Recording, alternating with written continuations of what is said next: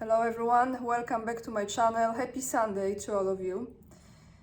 I am in a good mood actually, in spite what's going on, because trust me, they will press this tension more and more and more. It will come to the 11th hour, I think that's how you say it. And then I believe that we will be okay.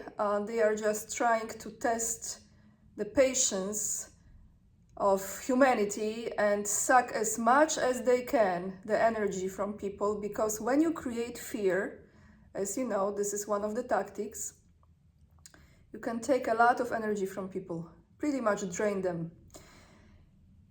Last video that I recorded for you was about address to the nation that President Putin gave, and in a way a warning, an explanation of what to expect and what's going on.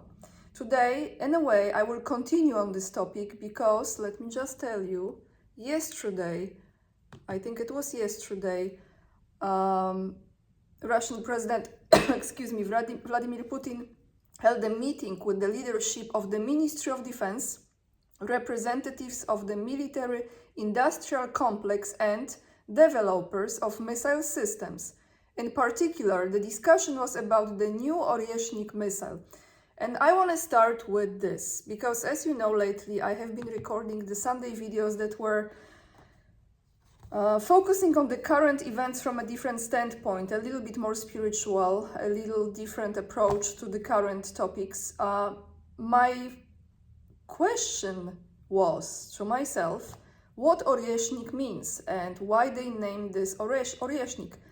I might be completely off, or maybe I am not. I'm not a Russian person. I don't speak Russian fluently. I know a little. Tomorrow my guest will be Andrei Martyanov, so I will ask him many questions, probably this one as well.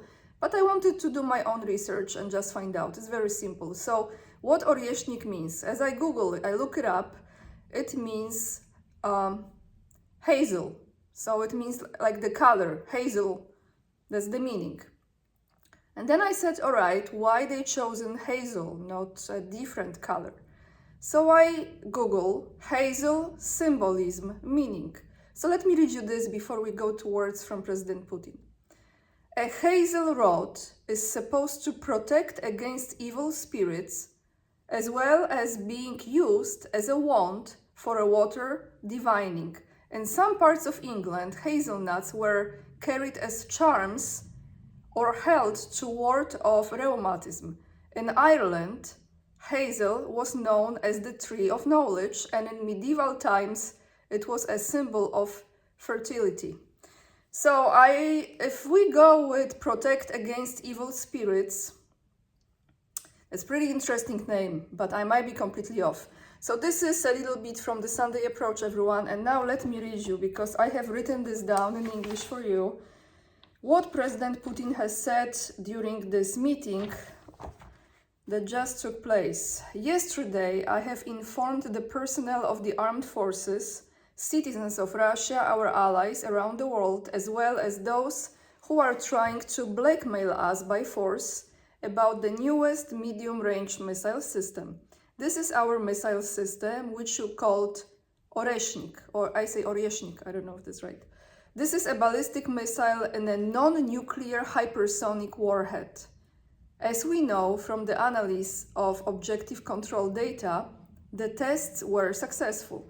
I congratulate you on this, and as has already been said, we will continue these tests, including in combat conditions, depending on the situation and the nature of the security threats that are created for Russia. Especially since we have a stock of such products, a stock of such missiles ready for their use. I asked to recognize our meeting today almost for one purpose, to say thank you for the results of your work. I would like to thank you and all the developers of the Oryeshnik system, all the scientific production and labor collective that participated in its creation, and I mean the entire cooperation. As is known, these are designers, scientists, engineers, and workers who developed hypersonic technologies, calculated ballistics, mastered the production of the latest materials, control systems, microelectronics, and so on.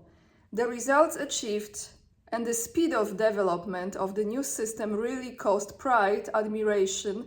They convincingly demonstrate that the domestic school of rocket engineering has enormous potential and is capable of solving the most complex problems of ensuring the security and sovereignty of Russia. In this regard, I would like to emphasize that the Oreshnik system is not a modernization of old Soviet systems.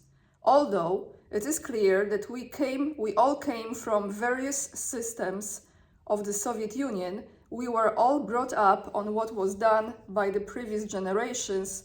To a certain extent, we use their results. But this missile system is indeed, first of all, the result of your work, which was done in Russian times and the conditions of the new Russia. It was created precisely on the basis of modern cutting-edge developments. And I must say that in today's conditions, when we are faced with the new growing threats and challenges, work on such a weapons systems is of particular, one might say, vital importance for our country. Once again, I want to emphasize that the solution of problems within the framework of the special military operation, the future of Russia today, of course, first of all, depends on our soldiers and officers, on the courage of assault detachments and artillerymen, tankers and paratroopers, sappers and pilots, operators of unnamed aerial vehicles, marine landing forces, on the coordinated work of all branches of the armed forces. Our military units on the line of combat contact are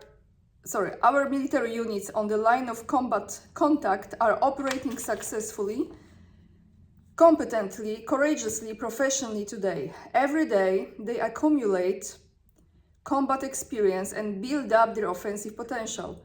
I will repeat that the fulfillment of all tasks within the framework of a special military operation depends primarily on the professionalism, courage, and heroism of our soldiers and officers.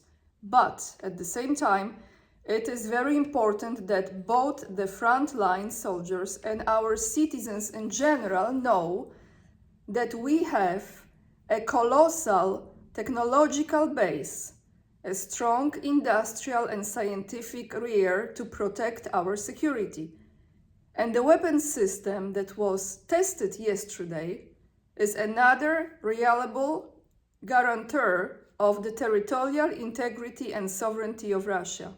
Now, this is very important question here, and I will put this in the sentence here. I will put in the title of this video.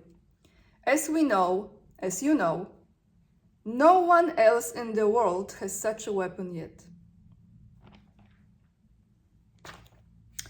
Yes, sooner or later it will appear in other leading countries. We know what developments are being carried out there, but this will be tomorrow, or in a year, or in 2 years. And we have this system today, and this is important.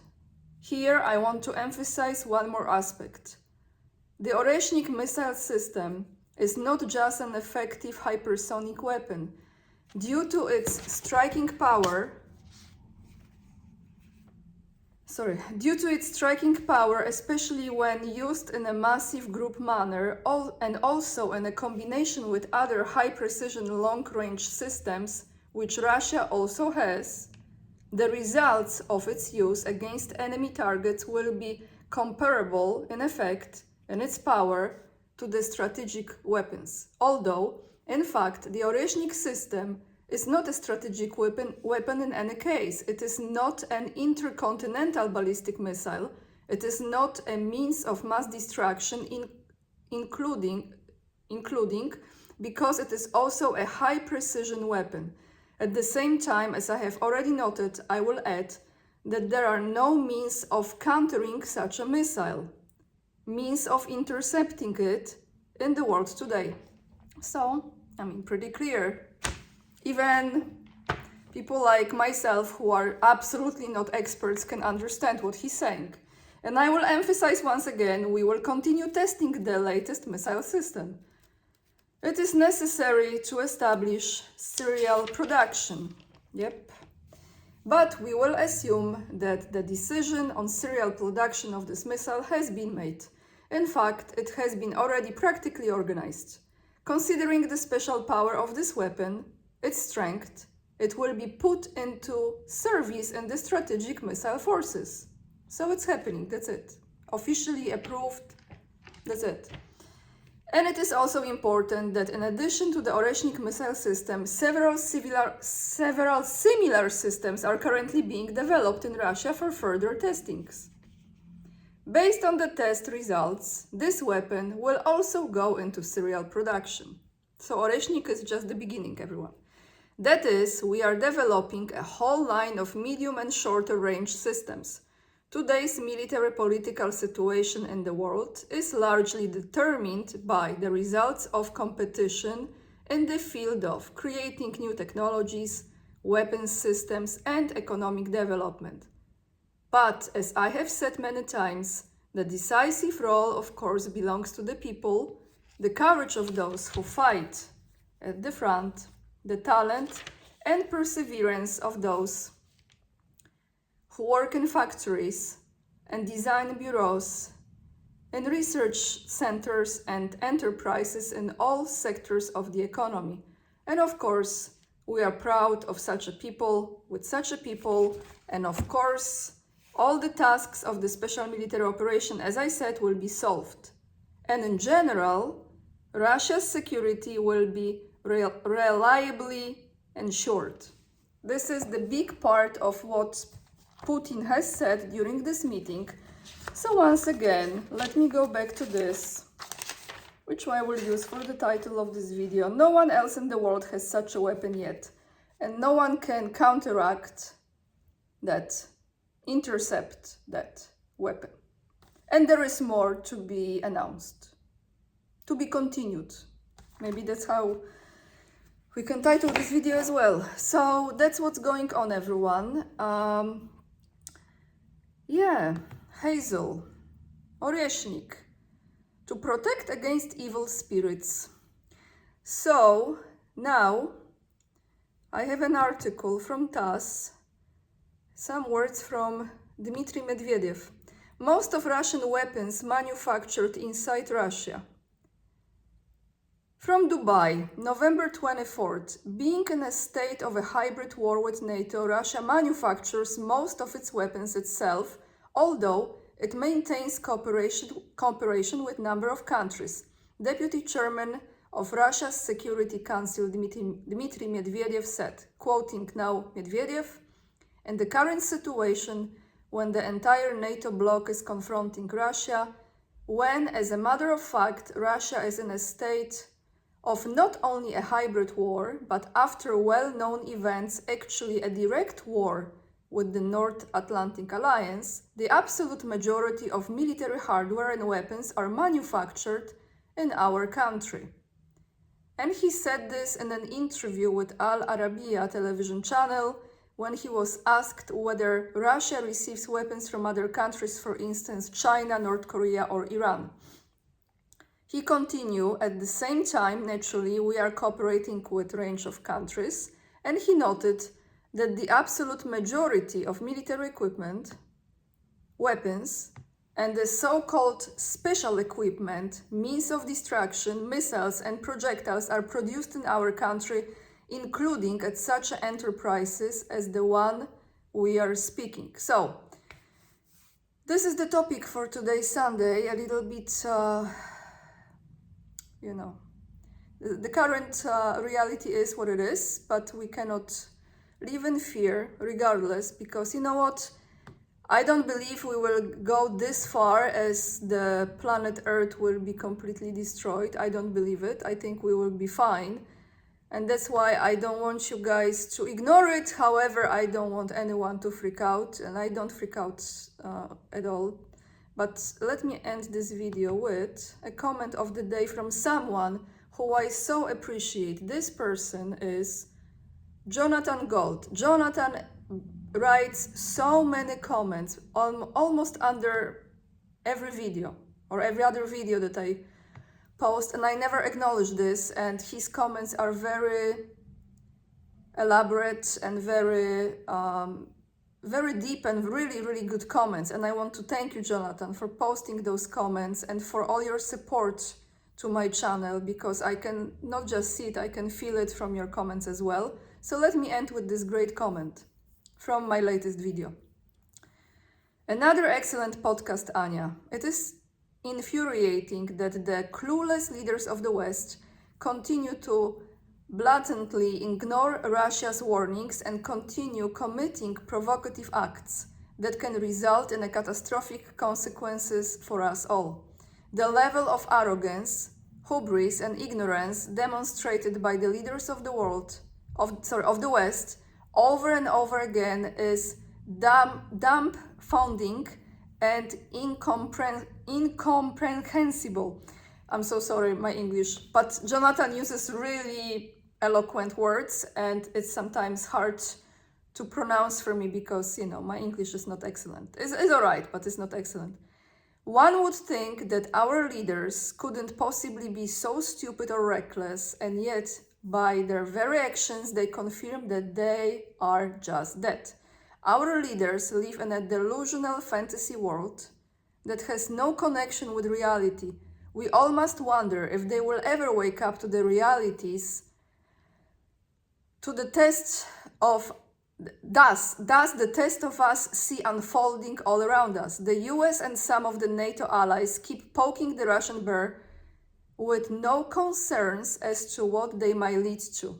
The West is being run by a group of reckless, blithering idiots who have the potential of sleepwalking us into another global war. The consequences of such insanity will be horrific for the world.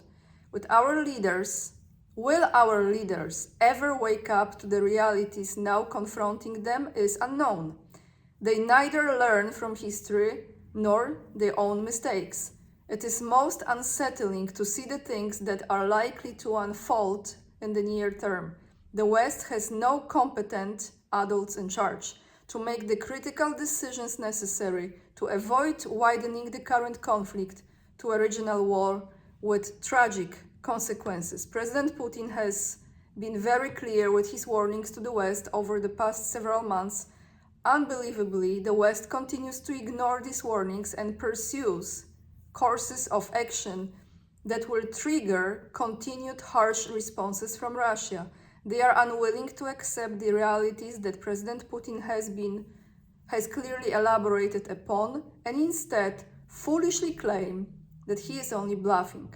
The West will get its nose bloodied by pursuing such irresponsible policies with regards to Russia and the Ukraine conflict. Thank you for continuing to speak your mind, offer your keen insights and enlightened viewpoints about current events, while always uncovering the truth.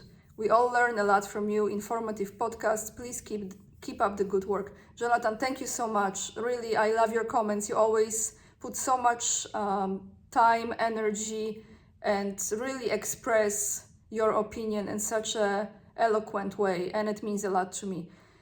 That's all I have for you, everyone. I will attach the video in which President Putin is reading that message, those words that I read you today, and then the article from TASS as well. Thank you so much for hitting the like, for sharing the videos, subscribing to my channel. And if you choose to support my work, the best way to do it is by joining Patreon, Locals, or donating on PayPal. You can also consider ordering the book that I collaborated on with Scott Ritter, covering Ukraine, the Scott Ritter interviews through the eyes of Anya Kay. And if you choose to follow me on Instagram, then you have some pictures from my travels or a little bit more personal account. That's all for today. Lots of love, and remember, we are the leading edge and we are saving humanity. See you tomorrow, 7 p.m. Warsaw time, my live stream with Andrei Martyanov. Bye everyone.